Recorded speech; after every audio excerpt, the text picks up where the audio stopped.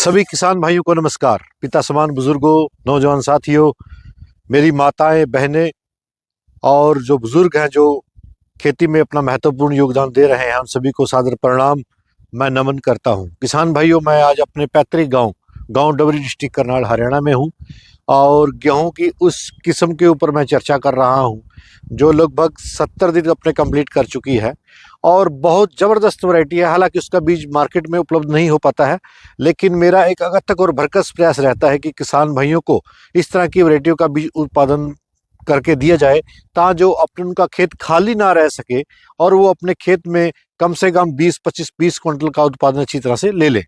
मैं चर्चा कर रहा हूँ लवणीय और क्षारीय भूमि, कल्लर वाली जमीनें, जहाँ ऊसर जमीनें जिनको बोलते हैं, उनके ऊपर चर्चा कर रहा हूँ। पूरे भारत में 1187 मिलियन हेक्टेयर जो जमीन है वो लवणीय और क्षारीय है, कल्लर है, ऊसर है। उसमें से भारत भी छूटा नहीं रहा है। पूरे भारत में 6.70 मिलियन हेक्टेयर जमीन लवणीय और क्षारीय है, कल्लर है, ऊसर वाली है, जहां पर कुछ भी बिजाई नहीं किया जा सकता है।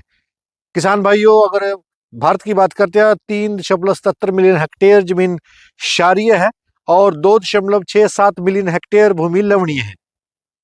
सौभाग्य की बात यह है कि हमारी जनसंख्या का आकार बहुत बड़ा है और उनको उपभोग के लिए अनाज देना हमारे पास पर्याप्त नहीं होता है, जिसके कारण हमारे पास जो जो लवणीय और क्षारीय भूमि है उसके ऊपर भी हमारे वैज्ञानिकों ने बहुत सारा भरकस प्रयास किया है और उनके ऊपर हम जौ और गेहूं की उन्नत किस्मों की बुआई करके अच्छा उत्पादन ले सकते हैं और किसान भाई भी एक अच्छी आय अर्जित कर सकते हैं और देश इसमें आत्मनिर्भर बनने का भी प्रयास करता है। हम चर्चा कर रहे हैं केंद्रीय मृदा लवणता अनुसंधान संस्थान, जो कि भारतीय कृषि अनुसंधान परिषद का अभिन्न अंग है, जो करनाल से जो Pehowa road, Karnal Kachhwa road, Sitamarhi Dand road के ऊपर स्थित यह संस्थान है, जैसा कि आप वीडियो में देख रहे हैं। उनके द्वारा सन 2027-18 में रिलीज KRL 283 के ऊपर मैं चर्चा कर रहा हूँ।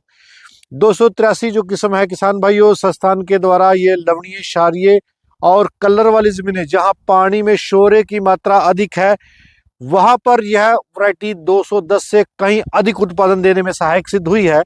संस्थान इसकी बिजाई 5 नवंबर से लेकर 20 नवंबर के बीच में करता है और किसान भाइयों, इसका जो दाना है वो मध्यम मोटे आकार का होता है और 40 किलो बीज डालना अनिवार्य हो जाता है।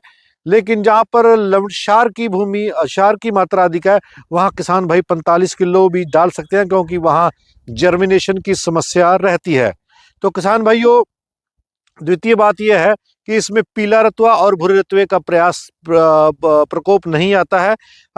ये जो उत्पादन है, ये जो किस्म है KRL 283, इसको जहां लवणीय, क्षारीय और ऊसर बंजर जमीनों में हम उगा सकते हैं, वहीं पर दूसरे किसान जहां पर दूसरी वैरायटियों का उत्पादन 20 क्विंटल से ऊपर नहीं ले रहे हैं, उनके लिए मैं ये कहूंगा कि वो किसान भाई इस वैरायटी का चुनाव करे और मैं आपको शर्तें लिख के देता हूं कि ये वैरायटी आपको 25 क्विंटल का उत्पादन वहां पर दे देगी। और किसान भाई, इसमें पानी आप देख सकते हैं, ये पिछला जो प्लॉट लगा हुआ है, ये 1.5 एकड़ KRL 283 है, 3.5 एकड़ हमारे पास KRL 210 का बीज उत्पादन कर रहे हैं और थोड़ा सा बीज हमें ब्रीडर भी प्राप्त हो गया था, उसके लिए भी हम अपने घर के लिए बीज का उत्पादन कर रहे हैं ब्रीडर सीड से भी, ताकि जो अगले साल उसकी बिजाई की जा सके।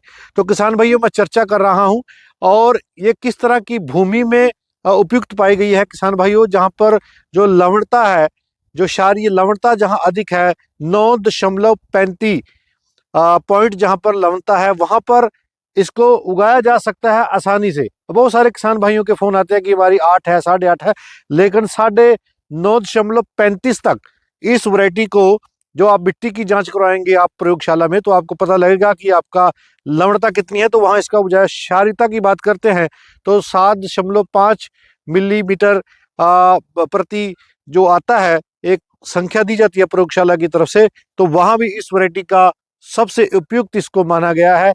बहुत बढ़िया और चर्चित किस्म रही है। यह किस्म पश्चिमी उत्तर प्रदेश के लिए रिलीज की गई है, लेकिन इसकी लोकप्रियता किसानों में इतनी जबरदस्त है कि इसे पंजाब, हरियाणा, राजस्थान और मध्य प्रदेश के किसान इसको बड़े पैमाने पर लगाते हैं, क्योंकि जो लवणीय और क्षारीय ऊसर जमीन, कलर वाली जमीनें हैं जब पानी खारा है, यह समस्या पूरे भारत की है। तो पूरे भारत में इसकी खेती की जा सकती है। ये मेरा अपना पर्सनल व्यक्तिगत आपको राय है कि आप बिना हिचक के इस वैरायटी का चयन कर सकते हैं। आप जिन वैरायटी जो किसान भाई हल्की जमीनें हैं जिनकी, जहां उनका उत्पादन 15-16 क्विंटल आता है, ये वैरायटी लगाएंगे तो उनका जो उत्पादन है वो 20 क्विंटल के आसपास चला जाएगा।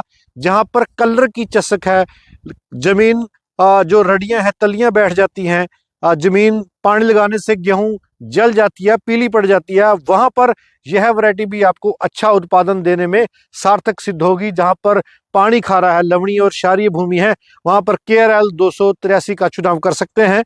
किसान भाइयों, 1.5 एकड़ के आसपास हम बीज का उत्पादन कर रहे हैं। ये हमारा द्वितीय वर्ष है। 1 साल पहले भी हमने इसका उत्पादन किया था, 213 का भी हमने उत्पादन किया था, लेकिन उसमें थोड़ा लॉजिंग की समस्या रहती है। और किसान भाइयों, ये तमाम जो खेत में आप फील्ड में देख रहे हैं, जैसा कि आप वीडियो में देख रहे हैं, ये अपने आप में फुटाव जो है बहुत जबरदस्त फुटाव करती है। इसके पौधे की जो ऊंचाई है वो मात्र 96 सेंटीमीटर में, तो इसमें गिरने की दिक्कत नहीं है। 140 दिन में ये पूर्ण रूप से पक्के तैयार हो जाती है और किसानों को एक अच्छा उत्पादन देने में सहायक सिद्ध हुई है KRL 283। किसान भाइयों, मेरी आपसे विनती रहेगी कि कोई भी किसान भाई कहीं का भी है, अगर उसका खेत खाली रह जाता है, कृपया खाली न छोड़ें। मिट्टी की जांच करवाकर बीज KRL 210 या 283 का चुनाव जरूर करें। बीज की उपलब्धता हमारे पास बनी रहती है। अब की बार हमारा प्रयास रहेगा कि हम अधिक क्षेत्रफल में इसका उत्पादन कर रहे हैं।